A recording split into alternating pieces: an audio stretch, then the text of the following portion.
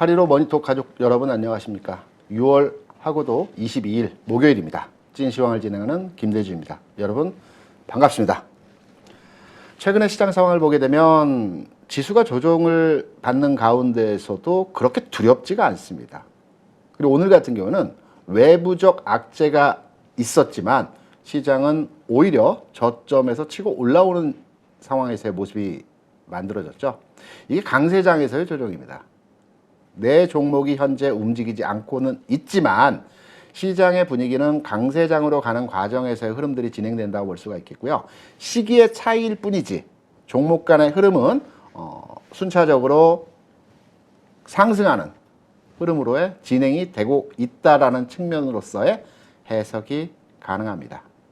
그래서 오늘 시간에는 지금 조정이 어디까지 이어질지 제가 기존 시간을 통해서 시장의 전체적인 얼개를 여러분께 짜 드렸고요. 오늘 시간에는 단계별로의 시장 흐름과 단계별에서의 종목 간의 주도주 업종, 어떤 종목이 이 구간에서 상승하는 흐름으로 진행되는지 이 부분에 대한 내용들을 한번 살펴보도록 하겠고요. 그리고 어제도 그랬고 이번 주 시장 상황에서의 내용이라고 한다면 금리 인상입니다. 연준 위원들이 이번 주에 계속적으로 매파적 발언을 쏟아내고 있죠.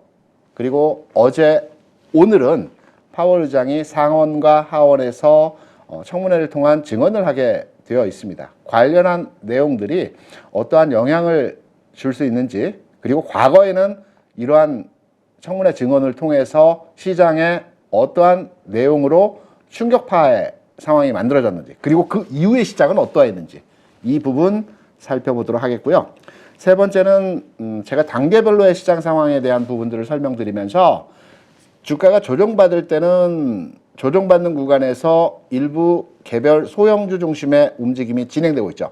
개별 소형주 내에서도 최근에 움직임이 탄력적인 업종의 종목들이 있습니다. 예를 들어서 지난주에 제가 여러분께 말씀드렸던 기계 장비 업종들 같은 경우에 최근 상승 후에 조정을 받고는 있지만 여전히 살아있는 모습에서의 상황을 보여주고 있죠.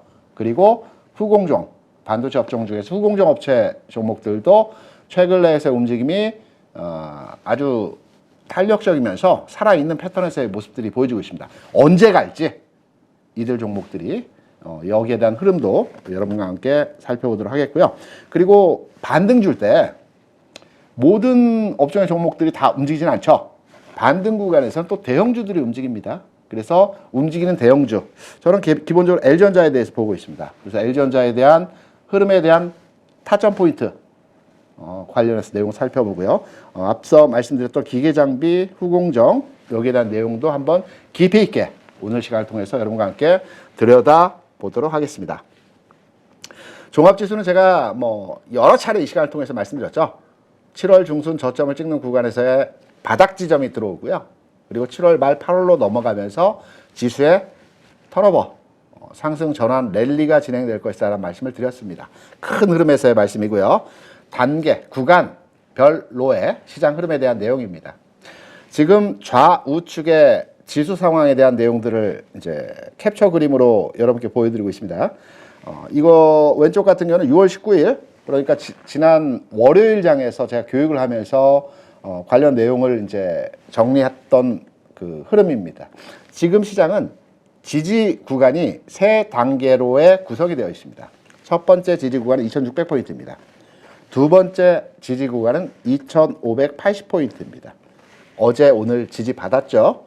그리고 세 번째 마지막 구간, 이 시장에서의 저점이 만들어지는 구간에서의 지수 구간 영역대는 2550포인트입니다. 이 흐름에 대한 내용들을 월요일 장에서 제가 교육을 드리면서 설명을 드렸던 부분이고요. 오늘은 좀 더 한 발 더 나아간 내용으로 어떠한 종목들과 어떠한 흐름에 있어서 이 단계간 시장에서의 흐름들이 진행될지를 한번 여러분께 설명을 드려보도록 하겠습니다. 오늘 기준입니다. 9시 30분 기준으로 해서 오른쪽 그림에 대한 내용이고요. 지지 구간에 대한 1차 지지를 지난 수요일과 화요일장에서 아래 꼬리를 달고 윗꼬리를 다는 구간에서 한 차례 지지를 받았죠. 이 구간에서의 흐름은 역시 지수가 저점 찍고 올라오면서 그 간에 안 움직였던 종목들 중심으로 해서 주가가 상승하는 모습도 보여줬고, 여기에 후공정과 기계장비 업종에 슈팅이 나왔습니다. 이번 주 구간에서 슈팅 나오는 구간에서 윗꼬리 길게 달고요. 그리고 어제 오늘 종목별로의 흐름은 좀 다르겠지만 전반의 흐름에 있어서 조금 눌림목 과정에서의 바닥 다지기 과정에서의 흐름들이 진행되고 있죠. 그리고 오늘 시장에서는 특별하게 주도 업종의 종목들이 나타나지 않았습니다. 지금 그림을 짧게 보시면 2580포인트 상황 하에서의 한 단계 지지가 있었고요. 두 번째 지지 라인이라고 볼 수 있는 2580포인트 라인에 어제 오늘 지수가 들어왔습니다. 반등이 나와야 되겠죠. 이 반등이 나오는 구간에 들어왔습니다. 내일 그리고 다음 주 주초반 흐름에 있어서 지수 반등 구간에서의 흐름이 진행될 것 같습니다. 그래서 한 단계 리바운딩이 나오고요. 그리고 나서 조정을 보여주는 구간에서 충격파, 이 구간에서 시장 충격이 한번 있을 것 같습니다. 이 시장 충격은 다음 주 후반이나 그 다음 주 상황, 7월로 넘어가서 시장 흐름에서의 충격파 진행에서의 한 단계 2550포인트까지 주가 하락하는 상황에서의 모습이 진행이 될 수 있기 때문에 관련한 시장 대응으로서의 전략적인 운용이 가능하다라는 측면으로서의 시장 대응 가져가시면 될 것 같고요. 여기에 대한 내용, 일단 대형주는 짧게 보는 측면보다는 대형주에 대해서 내가 관심을 갖고 투자를 하고 싶다라고 한다라고 하신다면 지금 타이밍보다는 시차를 좀 뒤로 미루어서요. 7월에는 이제 그 실적 발표 시즌도 있고, 그리고 7월 중순까지 가게 되면 7월 26일, 5일에 FOMC 회의가 있죠. 관련해서 이때 시장에 영향력을 줄 수 있는 내용으로서의 그 지표들이 많이 발표가 될 겁니다. 그래서 이때 대형주를 진입하는 대략 한 7월 중순 정도가 될 것 같습니다. 15일 전후 구간에서 지수 바닥이 나올 때 대형주 중심으로 해서 요때 전략적인 진입 구간에서의 타이밍을 잡아가시면 될 것 같고요. 종목 간의 흐름은 조금씩 다를 겁니다. 하지만 전체적인 지수적 관점에서의 측면으로서의 타점은 7월 15일 또 20일 요 구간 FOMC 회의를 한 며칠 남겨두고 나서 시장에서 매파적 기조의 발언들이 많이 쏟아질 때, 이때 바닥에 들어오는 관점으로서의 시장 대응이 가능하다라는 측면에서의 내용이고요. 그리고 7월 말로 넘어가서는 전체적으로 시장이 활성화되는 이러한 부분에서의 상황이 진행될 것이다 라는 내용으로 기본 시장에 대한 전략적인 내용, 흐름의 상황을 판단하고 있습니다. 두 번째, 이번 주 상황 하에서 미국 증시 조정받는 가운데에서 금리 인상 이슈가 계속 불거지고 있죠. 물론 파월 의장이 상하원 청문회를 통해서 향후에 금리 인상을 진행할 수 있다라는 뉘앙스의 메시지가 나오긴 했었지만, 연준 의원들, FOMC 연준 의원은 18명으로 구성되어 있습니다. 정부에서 지명하는 7명의 위원이 있고요. 나머지 11명은 연방은행 총재들이 돌아가면서 투표권을 행사하는 12명 포함해서 18명의 연준 위원이 있습니다. 이 중에서 우리가 흔히 매파, 비둘기파 많이 얘기하죠. 매파는 강성, 시장에 대해서 금리 인상에 대해서 적극적으로 피력하는 이 마인드를 가진 총재들을 매파라고 합니다. 반면에 비둘기파는 시장 친화적이죠. 금리 인상보다는 경제를 먼저 챙겨야 된다라는 측면에서의 마인드를 가지고 있는 집단이 비둘기파라고 합니다. 대표적인 매파의 인사라고 한다면 이번 주 금요일에 이제 기자회견 예정되어 있습니다. 센트러스 총재, 연은 총재, 버라드 총재가 가장 매파적 성향이 강합니다. 그래서 이번 주는 파월 의장이 상원과 하원의 청문회 증언이 있고요.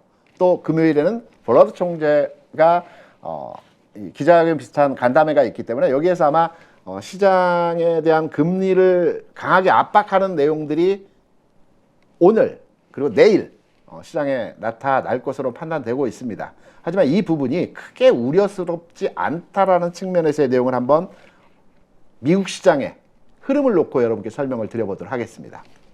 지금 여러분께서 지금 보시고 계신 그 차트는 나스닥 지수이고요. 나스닥 지수의 지난 3월부터 지금 현 시점까지의 지수 흐름에서의 내용입니다. 파월 의장이 의회에 가서 청문회 증언을 한 것이 이번이 처음이 아니고요. 올해 들어서 두 번째입니다. 지난 3월에 한 번 있었죠. 이때도 마찬가지로 금리 정책에 관련해서 의회에 가서 의원들에게 설명을 하고 이 부분을 발표한 내용들이 지난 3월 초에 진행이 되었습니다. 3월 7일, 8일에 진행이 되었죠. 이때 지수 상황에서의 내용들은 어땠습니까? 3월 7일, 8일 의회 청문회 과정에서 이때 파월 의장이 이런 메시지의 내용을 얘기했죠. 오늘 새벽에도 나왔었지만 2% 수준 물가를 목표로 해서 지금 현재의 물가 수준이 높다. 다시 말해서 금리를 더 올려야 된다. 지난 3월에 했던 메시지 중에 하나였고요. 두 번째는 금리 수준을 판단해서 조정하기 위해서는 나오는 데이터를 확인하고 이 데이터가 안정될 때 비로소 금리 정책을 시행하겠다. 이게 데이터 확인에 대한 내용입니다. 이번에 어제 나온 상원에서 나온 메시지와 두 가지 내용에 있어서 동일한 내용의 재탕입니다. 세 번째는 경제, 물가, 고용 시장을 판단해서 인플레이션이 둔화되지 않는다라고 한다면 금리 인상의 속도를 내겠다. 이때 나왔던 내용으로 인해서 그러면 3월 초에 청문회가 있으면서 3월 22일인가가 아마 FOMC 회의가 있었죠. 이때 금리 인상을 0.5% 인상할 수도 있다라는 시장의 분위기가 전파가 되면서 이때 시장에서 주가가 크게 빠졌죠. 이틀, 3일 해서. 그리고 나서 실제적으로 금리 인상에 대한 부분은 3월에 0.25%를 인상을 했고요. 5월에 0.25%를 인상을 하면서 5월 기준으로 해서 금리 인상이 일단 스탑되었습니다. 6월에는 동결했죠. 시장은 파월 의장이 내놓은 메시지와 다르게 진행되는 상황에서의 흐름이 만들어졌습니다. 그럼 지금 수요일과 목요일 일정에서 파월 의장이 또 의회에 나가서 시장에 대한 얘기를 합니다. 어제 나왔던 얘기죠. 어제 상원에서 얘기했죠. 오늘 하원에서 예정되어 있는데요. 하원 얘기도 상원에서 언급하던 내용과 거의 똑같습니다. 그래서 첫 번째 나오는 메시지가 가장 중요하고요. 두 번째 청문회 증언에서는 또 똑같은 내용으로 반복한다라고 이해를 하시면 될 것 같습니다. 어제 나온 데이터입니다. 6월 의회 청문회에서 파월 의장이 주요하게 그 의견을 냈던 세 가지 내용이 있었습니다. 은행 얘기 먼저 했죠. 지난 4월에 지방은행이 붕괴되면서 시장에서 이제 불안 심리가 가중됐고 금리 인상 이제 못하는 거 아니야? 라는 측면에서의 내용들이 시장에 확산이 됐습니다. 파월 의장이 어제 얘기한 내용 중에서 첫 번째는 은행 시스템적으로 안정돼 있다. 불안해할 거 없다. 이 내용은 금리 인상을 할 수 있다는 내용으로서 시장에서 받아들여졌습니다. 두 번째, 똑같이 3월에 나왔던 내용입니다. 데이터 확인하고 금리에 대한 정책을 진행하겠다. 세 번째, 2% 수준의 목표치 아직 멀다 라고 얘기를 했습니다. 근데 실제적으로 우리가 이제 금융시장에 있지 않습니까? 주시장도 금융시장의 하나의 상품이기 때문에 제가 금융시장에 오랜 시간 있으면서 절대적으로 믿는 것은 사람의 입이 아니고 데이터입니다. 금융시장은 숫자만을 믿습니다. 사람의 입을 믿지는 않습니다. 그래서 데이터를 한번 들여다보게 된다면 지난해 시장의 분위기가 어땠습니까? CPI 매달 나오는 CPI에 대해서 우리가 초집중을 했죠.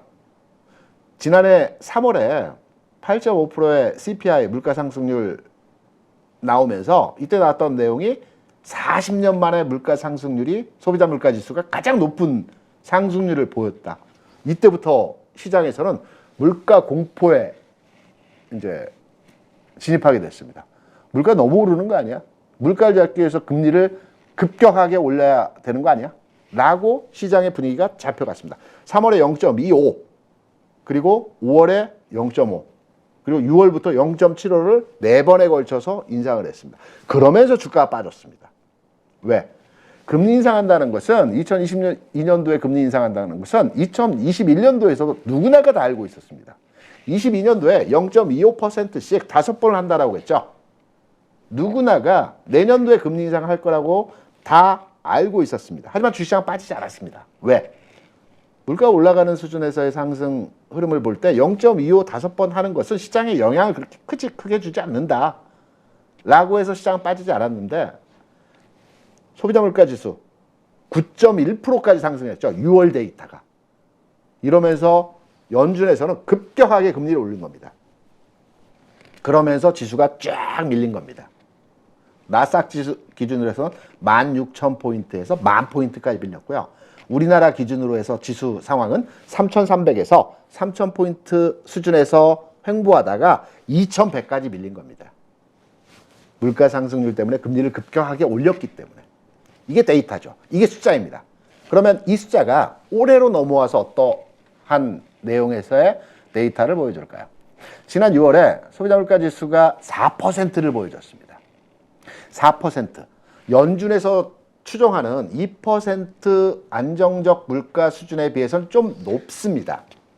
하지만 연준 그리고 은행권에 있는 담당자들도 제가 판단할 때는 의사와 똑같습니다. 우리가 이제 병원에 가서 진료를 받게 되면 최악의 진료의 내용을 얘기해 주죠. 담배 끊지 않으면 죽습니다. 술 금주하지 않으면 죽습니다. 극단적으로 메시지를 줍니다. 조심하라는 거죠. 그렇게 할 수밖에 없는 겁니다. 연준의 위원들도 똑같습니다. 최악을 상정해서 얘기하는 겁니다. 4%의 물가 수준은 코로나 이전에 굉장히 물가 수준이 안정적이었을 때 2% 수준이었고요. 통상적으로 물가 상승률의 수치는 3% 내외입니다. 그렇다고 본다면 4%의 수준의 물가 상승률은 지난해 9%를 놓고 보면 굉장히 낮아졌고요. 안정적 물가 수준의 3%에 비해서는 조금 높지만 그렇다라고 해서 4% 수준에서의 물가 상승률을 가지고 금리를 급격하게 올릴 만한 상황은 아니라고 볼 수가 있겠죠. 금리를 올릴 수도 있습니다. 금리를 올리는 이유는 두 가지 이유이죠. 경기가 과열돼서 과열된 경기를 식히기 위해서 금리를 올리는 경우가 있습니다. 지금 아니죠.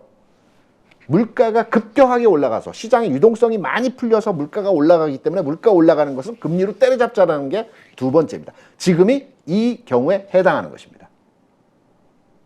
그러면 지금의 물가는 4% 수준이라고 할 때 우리가 추정하는 2%까지는 아니더라도 3%대로에 내려오게 되는 물가 수준의 상황이 나타나게 된다면 금리를 인상하지 않아도 됩니다. 그래서 지금 시장에서 연준 의원 비롯해서 파월 의장이 금리 인상에 대해서 강하게 피력을 하고 이 금리 인상에 대한 분위기로서의 시장이 하락하는 내용은 실제적으로의 시장에서 우리가 영향을 줄 수 있는 내용과는 좀 다른 각도에서의 강한 어조의 메시지라는 측면으로 이해를 하시면 될 겁니다. 미국 시장의 내용이고요. 우리 시장. 미국과는 좀 다르죠. 미국이 금리 인상을 하게 되면 우리 시장은 왜 영향을 받게 되냐? 미국이 금리를 올리게 되면요. 금리가 올라가게 되면 전 세계 글로벌리에 흩어져 있는 자산들이 금리가 높은, 제가 말씀드렸죠. 물은 중력의 법칙에 의해서 높은 곳에서 아래로 내려가게 되어 있지만 돈은 낮은 수익률에서 높은 수익률로 위로 올라가게 되어 있습니다. 그렇기 때문에 전 세계에 흩어져 있는 자산들이 미국의 금리를 올리게 되면 돈이 미국으로 집중되게 되는 겁니다. 0.25 수준에서는 몰리지 않겠지만 이거를 뭐 3번, 4번 한다든가 또는 0.5 수준으로 급격하게 올린다라고 한다면 돈이 몰리게 되어 있습니다. 돈이 몰리면 어떤 현상이 일어날까요? 뭐 주식을 팔아서 옮기는 거? 뭐 그것도 일부 맞을 수도 있을 겁니다. 달러 강세로 갑니다. 금리가 올라가면 원화 가치가 떨어지고요. 달러로 사람들이 안전자산으로 모이게 되는 겁니다. 돈이 몰리기 때문에. 그러면 원달러는 상승하게 되는 겁니다. 그래서 오늘 시장에서는 저점 대비 올라왔지만 어제 시장에서 우리 시장이 글로벌 시장 대비해서 주가 하락률이 높았던 이유는 환율의 움직임, 금리가 미국이 분명히 올해 2번 이상 또는 급격하게 올릴 가능성이 있다는 시장 불안 심리에 의해서 우리나라의 환율이 올라왔고요. 환율이 올라감으로 해서 기관과 외국인이 팔았던 겁니다. 그런데 앞서 제가 배경 설명을 말씀드렸던 것처럼 지금의 수준에서의 금리를 인상하는 측면에서의 템포는 시장에서 우려하고 있는 2번 또는 3번 상황에서의 금리 인상 진행이 나타나기보다는 7월에 한 번 정도는 할 수 있겠죠. 한 번 정도는 할 수 있을 겁니다. 하지만 금리가 영향을 주는 시장의 압박도구로서 작용하지는 않는다라는 측면으로 여러분께 말씀을 드리는 겁니다. 걱정하지 않으셔도 된다는 겁니다. 다만 시장의 영향도 측면에서는 일정 흐름에 대한 지수 영향을 줄 수 있기 때문에 제가 앞서 지수 흐름에 대한 내용들을 말씀드리면서 7월 중순 상황까지 해서의 지수는 2550포인트 저점으로 해서 흐름이 나타날 것이고 이후의 시장은 상승으로 다시 재전환되는 흐름이 나타날 것이기 때문에 여기에 관련된 매매 포인트로의 대형주 매수는 7월 중순 시점 2550포인트에서 잡아가시면 될 것이다. 그리고 중간 단계에서의 눌림목과 반등, 조정 반등에서 종목 간의 흐름이 다르기 때문에 최근 시장에서 가장 강한 업종에서의 그 섹터 흐름이라고 한다면 당연히 기계장비 업종, 이게 이제 재건 관련주로도 많이 얘기를 하기도 합니다. 기계장비 업종과 후공정 반도체 업종의 종목들이 서로 힘겨루기, 시소 게임처럼 왔다 갔다 하면서 흐름의 모습이 진행되고 있기 때문에 이들 종목에 대한 매매 타이밍, 매매 포착점 잘 잡으셔서 진입하게 되면 수익률이 가능하다는 겁니다. 그리고 앞으로의 시장, 이후의 시장 꼭 대형주만 가는 것이 아니고 시장의 전체적인 성격은 실적 장세란 말씀드렸죠. 실적 장세에서 가치주가 하는데 가치주는 기본적으로 기업이 돈을 벌고 있는 회사들의 구조를 말하는 겁니다. 7월에 기업들의 실적 발표, 2분기 실적 발표가 있겠죠. 2분기 실적 발표에서는 지난 1분기에 가능성을 두고 사람들이 긍정적으로 평가를 했습니다. 왜? 지난해 워낙 경기가 안 좋았기 때문에 1분기 실적이 안 좋아도 2분기, 3분기, 4분기에 실적이 좋아질 것이기 때문에 지금 주식을 사자. 이 분위기에 있어서 미국도 그랬고 우리도 그랬습니다. 그럼 2분기 실적이 나오는 시점이 되었습니다. 7월 중순부터 나오겠죠. 첫 번째 주부터. 삼성전자, LG전자를 기점으로 해서 최초 실적 발표 나오겠죠. 우리나라 같은 경우는. 미국 같은 경우는 또 여러 기업들이 7월 둘째 주부터 쭉 나오겠지만 이때는 1분기처럼 사람들이 관대하지 않습니다. 3분기에 좋아지겠지? 이런 관점에서의 접근이 아닙니다. 1분기는 지난해 워낙 안 좋았기 때문에 이번 안 좋은 실적은 그래, 최악이야. 이제 좋아질 거야. 라는 사람들의 그 인식이 팽배해졌기 때문에 실적이 안 좋아도 주가 올라갔죠. 2분기 실적은 그렇게 되지 않습니다. 좋은 옥석이 구별되어지는 흐름에서의 시장 상황에서 주가가 올라가게 되는 겁니다. 그래서 2분기 실적 장세에서의 지수는 올라가겠으나 종목 간의 차별화 현상은 당연히 나타나는 현상으로서의 모습이 나타날 겁니다. 무조건 가는 것은 아닙니다. 올라가긴 하지만 느리겠죠. 빠른 게 있고 느린 게 있겠죠. 이런 흐름으로서의 시장이 나타날 것이라는 측면으로서의 말씀을 드리고요. 연준에서 지금 의회 증원 관련해서 주가 여기서 꺾이는 거 아니야? 파월 의장이 금리 인상한대?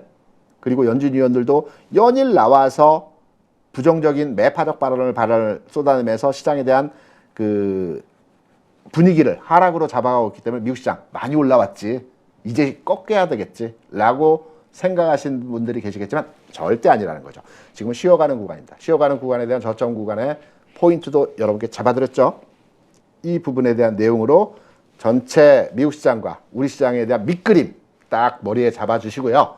종목으로 넘어가서 그럼 어떤 종목을 잡아야 될까? 라는 점을 한번 저의 관점에서 여러분께 설명을 드리도록 하겠습니다. 지금 여기 보이시는 선 차트로 되어진 종목들의 흐름은 불과 얼마 전까지 미국 시장에서 가장 핫한 종목들이 어떤 종목이었을까요? 뭐 최근에는 테슬라, 엔비디아 얘기를 많이 하고 있지만 불과 시계를 1년 반 전으로 돌아가게 되면 빵주 많이 얘기했죠. 페이스북, 그리고 아마존, 넷플릭스, 구글. 사명은 바뀌었습니다. 메타와 알파벳으로 사명은 바뀌었지만 여기 테슬라까지.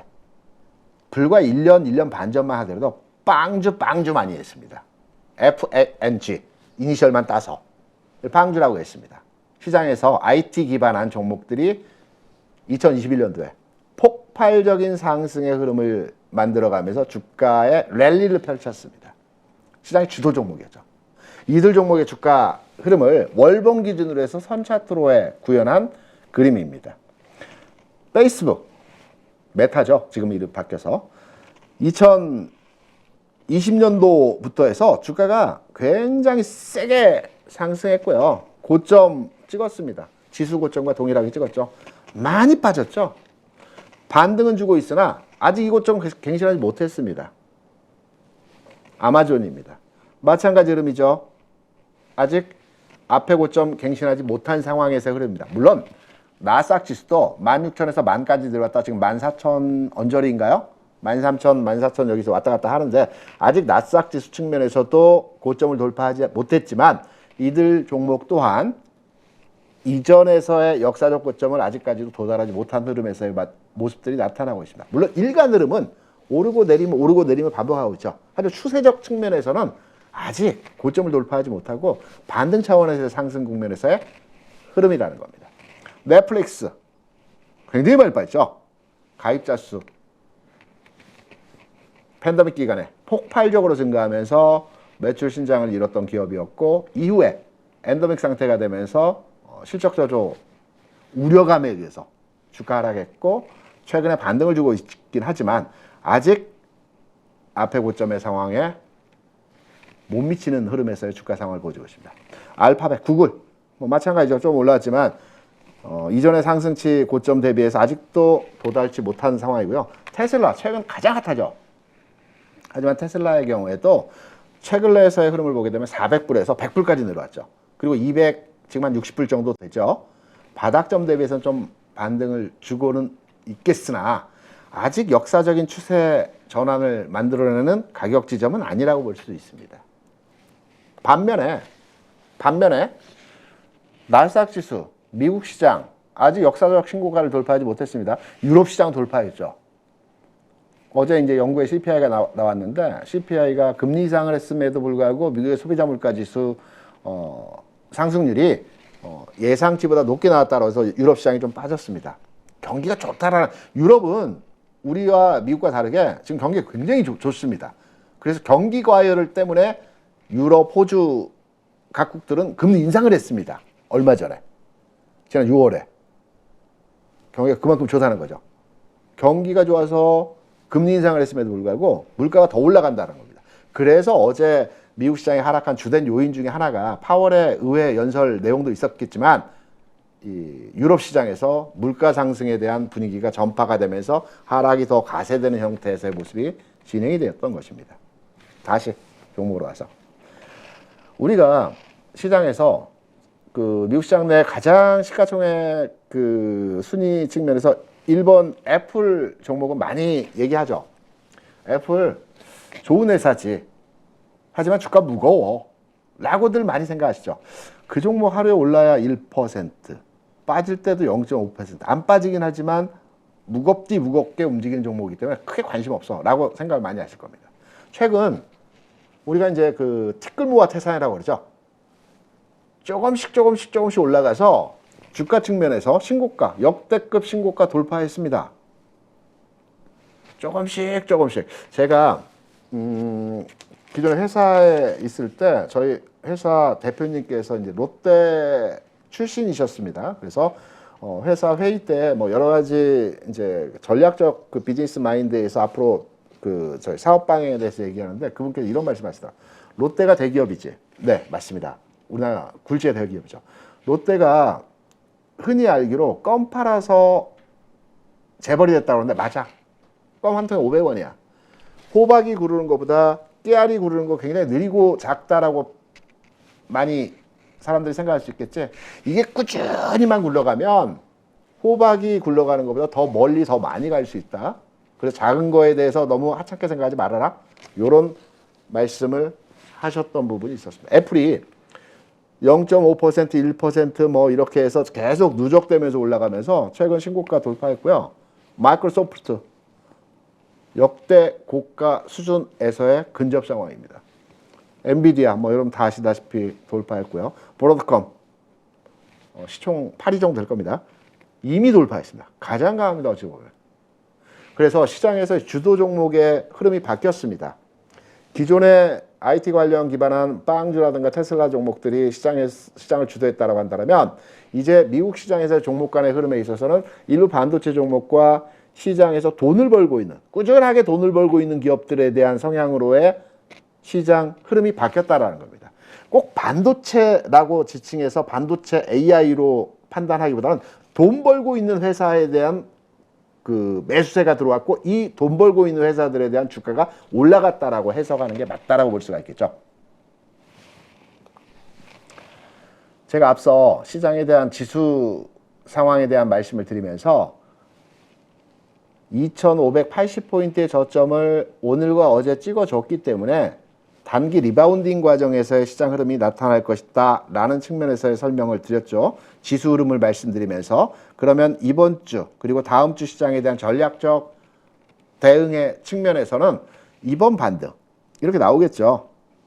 2580포인트 수준에서의 저점을 찍어줬고요.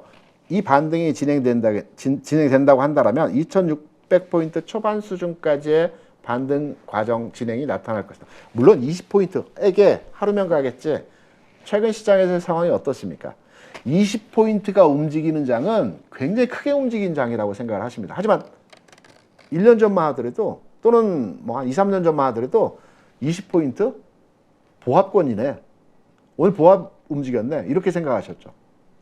지금은 20포인트, 30포인트가 움직일 때 쪼개서 며칠간의 흐름에서 움직입니다. 하지만 종목 간의 차이에서의 움직임은 빨리 움직이는 종목들은 많이 가죠. 순환매 돌아가면서 움직여요. 얘가 쉬고 얘가 올라오고 또 얘가 쉬고 얘가 올라오고. 그래서 지수를 평탄화시키면서 종목 간의 상승은 진행이 되는 겁니다.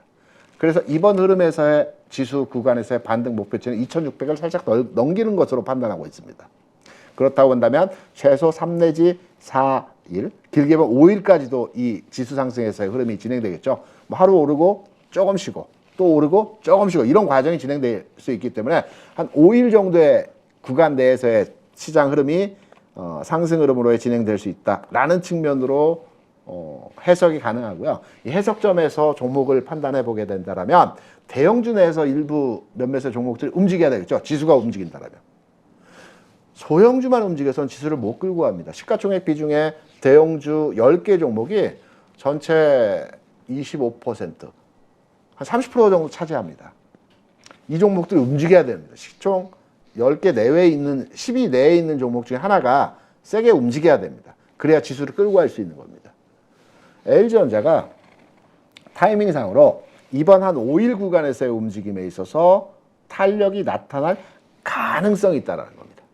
왜? 제가 앞서 말씀드렸죠. 7월은 실적 시즌입니다. 기존에 삼성전자가 1월 대비해서 5만 원, 7만 원까지 뭐 한 40% 올라왔죠. SK하이닉스도 한 40% 이상 주가 올라왔고요.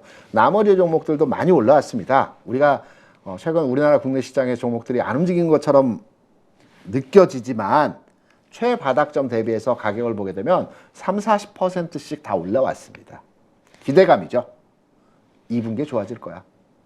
하지만 2분기 실적을 딱 우리가 성적표를 보고 나서 아주 좋아진 건 아니네. 좋아졌을 겁니다. 데이터상으로. 아주 좋아진 건 아니네. 쏘쏘. 그러면 이 정도 선의 가격에서 스탑. 다음 분기 한번 보자. 아니면 시장의 환경이 아주 좋아지는 흐름에서의 상황에서 주가 올라가야죠. LG전자는 어떻습니까? 1분기 실적 아주 좋았습니다. 2분기 실적 말씀드린 대로 2분기 실적은 아주 좋다랍니다. 반면에 주가는 최근 한번 상승 크게 줬죠. 그리고 대형주 스타일답게 계단식 상승입니다. 땅 올라가고 옆으로 듣고 또 땅 올라가고 옆으로 듣고. 그래서 제가 대형주를 매매할 때는 매매 형태는 미리 들어가서 기다리는 전략으로의 대형주 매매가 가능하다. 대형주는 딱 치고 올라갈 때 딱 따라잡으면 고점입니다. 며칠간 쉬어버립니다. 길게 열흘도 쉽니다. 소형주는 움직일 때 쫓아가야 됩니다. 그게 5%건 10%건 뭐 상한가이든. 왜? 매수 기회를 안 주기 때문에. 연속 상승으로 움직이기 때문에. 그래서 길목 잡기식으로 대형주는 들어가서 기다려야 되는 겁니다. 다음 타이밍을 위한 대응의 전략으로서. 그래서 L전자 같은 경우는 보면 이번 7월 2분기 실적 발표를 앞두고 있고요. 실적에 대한 부분들은 뭐 다 좋다라고 얘기합니다. 좋을 겁니다. 제가 판단해도. 그리고 앞서 말씀드렸던 반도체나 2차전지는 실적 데이터를 확인하고 나서 들어가도 되는 측면에서의 접근이 가능하고요. 왜? 실적치가 어떻게 나올지 모를 겁니다. 1분기보다는 좋아지겠죠. 얼마나 좋아졌는지를 판단할 수가 없기 때문에 확인하고 들어가는 측면에서의 접근이 가능하고요. 전기전자는 뭐 실적 추세 마찬가지로 흐름에서 실적 추세가 진행이 되고 있습니다. 미국에서는 어떨까요? 그 미국의 GE라고 General Electric이라고 그 GE라고 그 우리가 이제 L전자 비슷한 업종의 종목을 판단했을 때 GE를 많이 이제 판단해서 물론 사업 부분은 헬스케어도 하고 항공 사업 부분도 하고 뭐 여러 가지 합니다. L전자도 전장 사업도 하고 가전도 만들고 있지만 핸드폰을 포기했지만 비싸게 뭐 여러 가지 사업을 하고 있죠. 전기전자 업종의 대표 종목이라고 보통 얘기를 합니다. GE를 보게 되면 그거 잘 안 보던 종목인데 주가가 엄청나게 갔습니다. 오히려 최근 시장에서 엔비디아 또는 테슬라 주가들 많이 생각하고 계시죠? 반면에 GE는 지금 흐름에서의 모습과 여러분께 설명드린 내용으로 말씀드리면 미국 시장 내에서 주가의 바닥도 가장 먼저 찍어졌습니다. 대부분의 미국의 종목들이 올해 1월에 들어서 바닥점 찍고 올라갔죠. 반면에 GE 같은 경우는 지난 7월과 10월 흐름에서 바닥 찍고요. 그리고 계속해서 지금 상승 진행 중입니다. 랠리는 아닙니다. 조금씩 계속 올라가고 있습니다. 왜? 실적 기반이죠. 큰 맥락에서 이제 장을 이제 크게 연간 단위로 이제 흐름을 판단했을 때 지난 2020년도 시장을 유동성을 기반으로 해서 시장이 움직이는 금융장세라고 합니다. 이때 성장주가 움직이죠. 왜? 시장에 돈이 많이 풀렸기 때문에 이 돈을 기반으로 해서 성장성 있는 기업들이 이자가 싼 외부 자금을 도입해서 연구 개발을 막 합니다. 이자가 싸니까. 그래서 가시적인 성과를 내놓죠. 연구 개발에 대한. 계속 투자가 되어지죠. 그러다 금리가 올라가요. 우리가 뭐 신용대출이나 은행에 대출을 받을 때 뭐 몇 천만 원, 1, 2억 정도의 대출 이자는 크게 느껴지지 않지만 기업들 같은 경우는 몇백억, 몇천억을 받죠. 그러면 금융 비용 자체에서의 조달 금리 비용이 어마어마합니다. 10억, 100억 이렇게 움직입니다. 이 조달 비용 금리 차에 대한 비용 부담이. 그래서 금리가 올라가게 되면 이 성장 섹터에 연구 개발을 계속 해야 되는 기업들이 연구 개발 자체를 좀 소극적화 되어집니다. 성장 섹터에 있는 종목들이 연구 개발을 멈추게 되면 그 기업들의 성장이 멈춰버리죠. 왜? 계속 투자가 이어져야 되는 업종의 종목들이 성장주인데 연구 개발하지 않는다? 그러면 성장이 멈추는 거죠. 반면에 금리가 낮을 때는 꾸준하게 돈을 버는 기업들 있죠. 올해도 얼마 벌었고 내년에도 얼마 벌었고 내후년에도 얼마 벌 것 같아. 조금씩 성장해. 이 기업들은 메리트가 없습니다. 왜? 주식 투자는 하이 리스크 하이 리턴, 리스크 앤 테이크, 위험만큼의 수익을 가져가는 게임인데 굳이 안정적으로 은행에 넣어놓지? 왜 주식이야? 성장주를 사게 되죠. 이때 메리트가 별로 없어서 사람들이 관심을 가지 않습니다. 그래서 시장이 바뀝니다. 시장의 패러다임이 바뀌는 거죠. 금리의 환경에 있어서 시장의 구조적으로 흐름이 바뀌는 겁니다. 금리가 올라갔습니다. 계속 돈 번 기업들은 회사에 유보된 자산들이 많습니다. 그동안 금리가 낮아서 뭐 은행에 맡겨도 이자 비용이 별로 안 나오고 뭐 번 돈 그냥 회사에 유보해 놓자 해서 회사가 가지고 있습니다. 어디 투자도 안 합니다.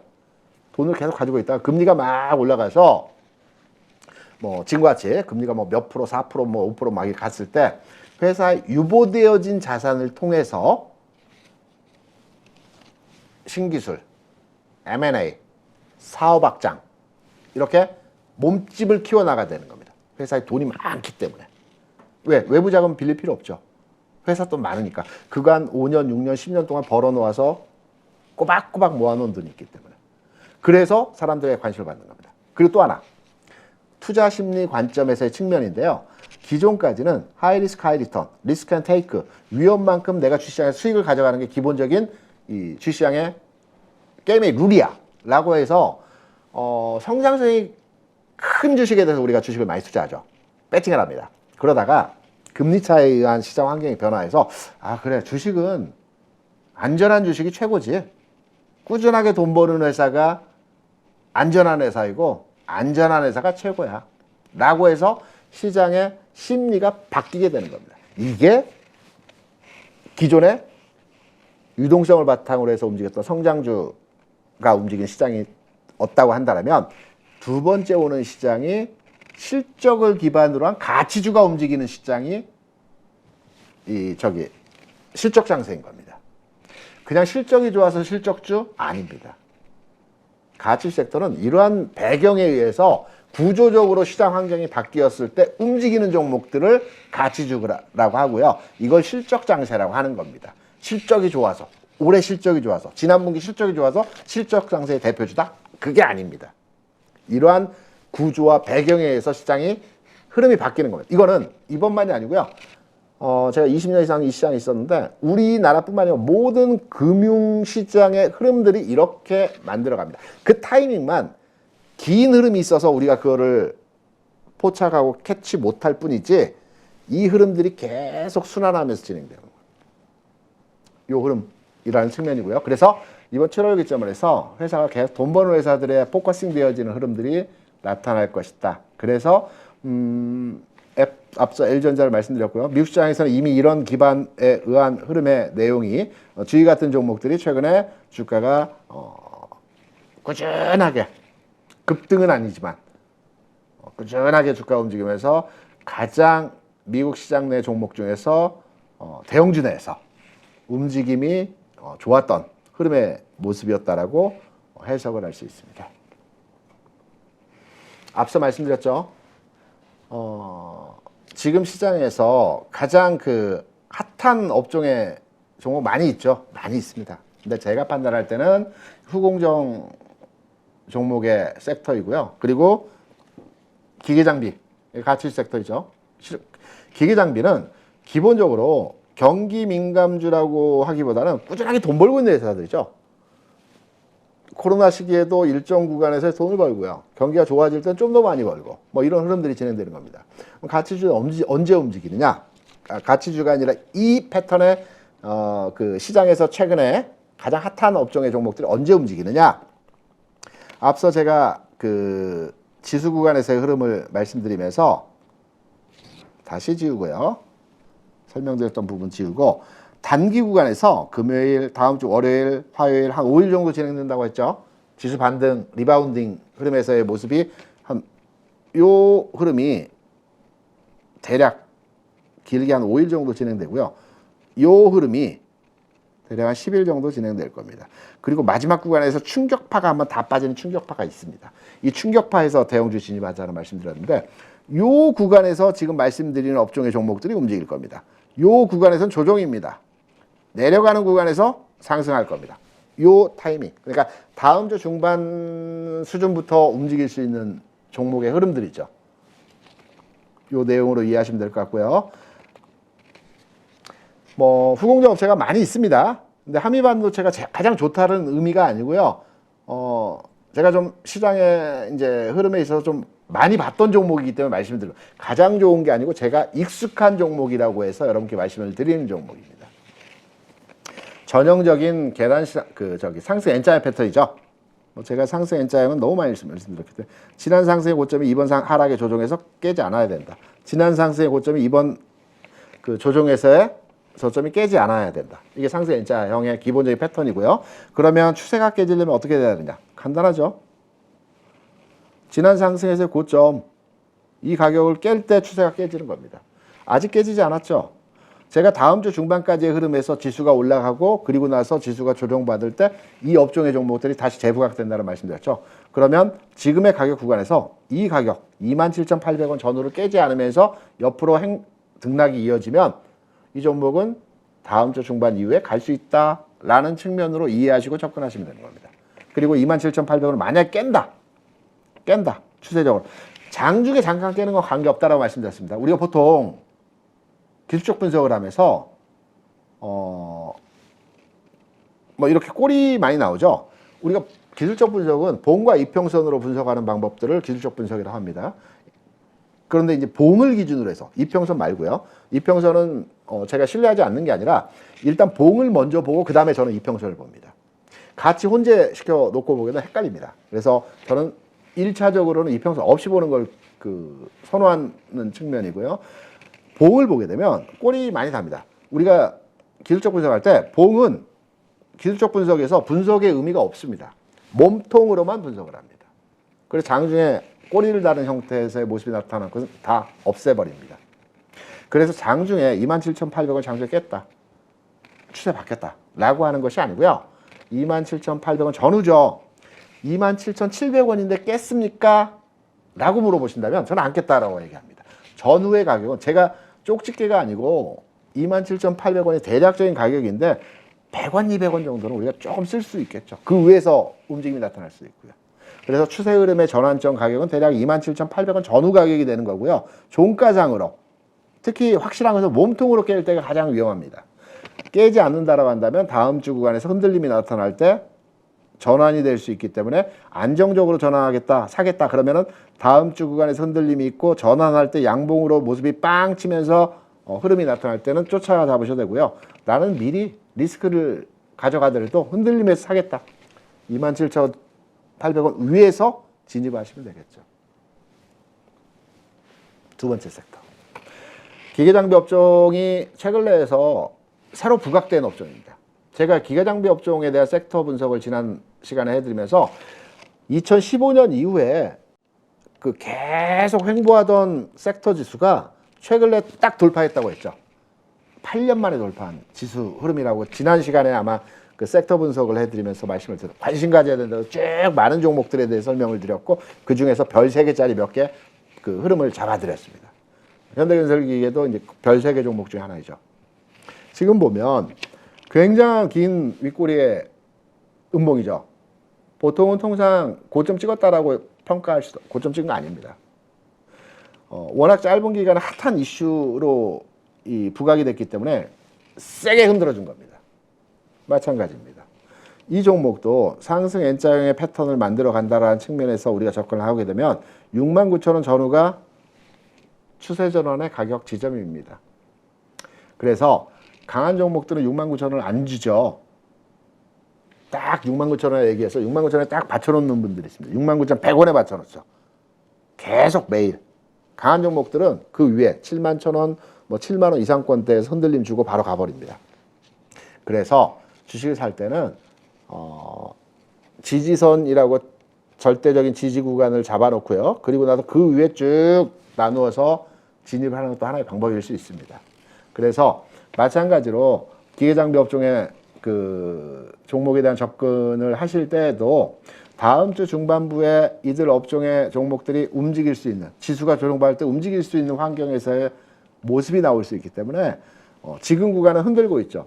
워낙 윗꼬리의 구간에서의 흐름들이 강했기 때문에 바로의 움직임이 나타나기는 쉽지 않습니다. 왜? 엄청나게 이때 샀겠죠. 왜 장중에 굉장히 세게 올라갔다가 이렇게 세게 빼버렸습니다. 다 물렸습니다. 다 물렸어요. 그러면 이 종목이 여기에서 바로 올라가기 위해서는 엄청난 임팩트 있는 재료가 있지 않고서는 올라가기 쉽지 않습니다. 그때 매수가에 오면 다 물량을 쏟아내죠. 그러면 기간적으로 이렇게 흔들어 버립니다. 많이 가지는 않거든요. 그래서 오늘 부분 상승이 나왔지만 여기 이 구간에서 흔들어 줄 것 같습니다. 그리고 일시적으로 내려온 구간에서 흐름이 나타난다면 낮은 가격에서 진입할 수도 있겠죠. 그리고 마찬가지로 똑같은 전환 포인트, 터닝 포인트에서 지점은 다음 주 중반으로 봐서 여기서 전환할 때 이제 가는구나 라고 판단하셔서 대응을 하시면 될 것 같습니다. 이외에도 LCC, 저비용 항공사에 대해서 지난 시간에 말씀드렸죠. 계속 관심권입니다. 그리고 제가 이 시간을 통해서 여러분께 추천보다는 이 관심 업종과 관심 섹터 종목에 대한 말씀을 드리면서 진짜 아픈 손가락처럼 안 가는 종목 몇몇 종목들이 있습니다. 이 종목들에 대해서는 제가 딱 서치해서 또 리뷰해드리죠. 올라간 종목은 관계없습니다. 왜? 잘 가는데 뭐 리뷰를 합니까?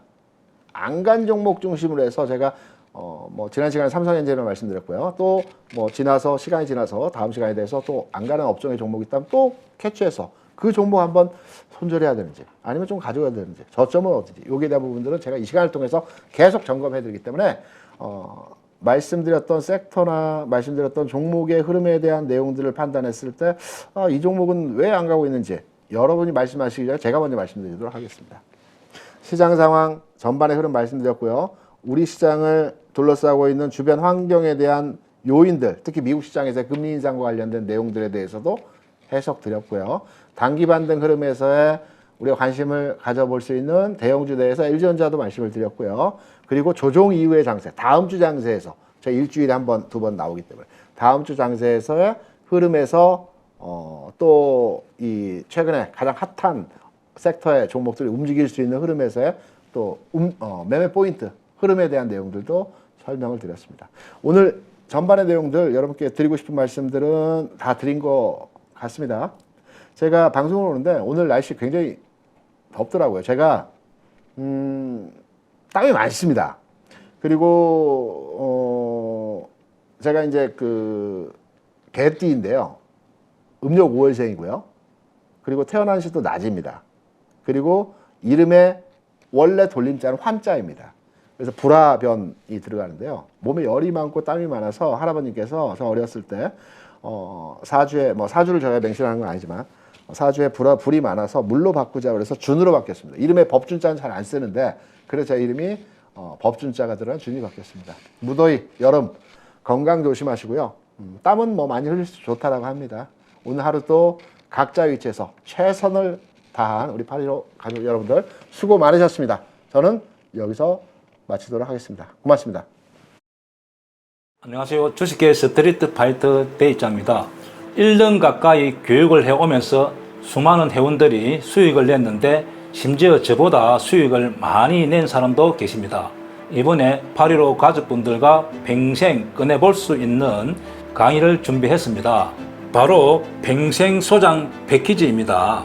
패키지로 대입장의 기법을 평생 소장하면 내 것으로 익히고 화요일 저녁마다 라이브러리에 꼭 들어와 그 주의 시황과 매매 전략을 설명드리니 응용하면 큰 도움이 될 거라 생각합니다. 이 안에 들어있는 32개의 강의는 여러분들이 언제든지 볼 수 있도록 말 그대로 평생 볼 수 있는 거죠.